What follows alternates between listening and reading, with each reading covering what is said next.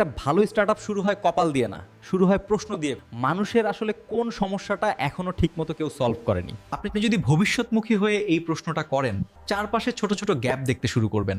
কোথাও সার্ভিস আছে কিন্তু এক্সপিরিয়েন্স খারাপ, কোথাও চাহিদা আছে কিন্তু সাপ্লাই প্রিমিটিভ।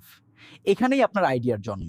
এখন প্রথম কাজ, সমস্যা আর সমাধানটা মাথায় রেখে পরিষ্কারভাবে লিখে ফেলুন, মানে কার সমস্যাটা সলভ করছেন, কিভাবে সলভ করছেন, আর কেন কেউ আপনাকে পয়সা দেবে।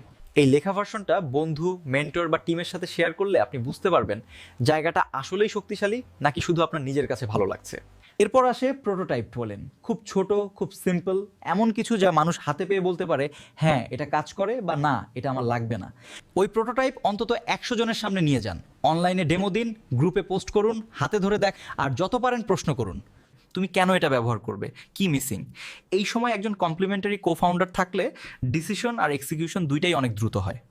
এই ফিডব্যাক আসার পর আসল খেলা শুরু করেন। হয়তো দেখলেন ইউজার সাইন আপ করছে কিন্তু ব্যবহার করছে না, অথবা একবার ব্যবহার করে চলে যাচ্ছে। এর মানে আপনার প্রোডাক্ট আর মার্কেটের মধ্যে এখনও ফিট আসেনি। তাই ডিজাইন, প্রাইসিং, ফিচার, মেসেজিং যা দরকার সব কিছু নিয়ে টুইক করতে থাকুন, আর আবার নতুন ভার্সন লঞ্চ করুন। এয়ারবিএনবি একবারে আজকের এয়ারবিএনবি হয়নি, তারা বারবার লঞ্চ করেছে, শিখেছে, আবার বদলেছে, তারপর গিয়ে স্কেল করেছে। একটা সময় আপনি দেখবেন ছোট ছোট সিগন্যাল বদলে যাচ্ছে। মানুষ নিজে থেকে ফিরে আসছে, বন্ধুদের ইনভাইট করছে, অনলাইনে রিকমেন্ড করছে। তখন ফোকাস যাবে গ্রোথে। সপ্তাহে 5% করে গ্রোথ যদি ধরে রাখতে পারেন, কয়েক বছর পর এই কম্পাউন্ড গ্রোথ আপনাকে কয়েক মিলিয়ন ইউজারের সামনে নিয়ে যেতে পারে। তাই স্টার্টআপের ফ্রেমওয়ার্কটা দাঁড়ায় খুব সোজা।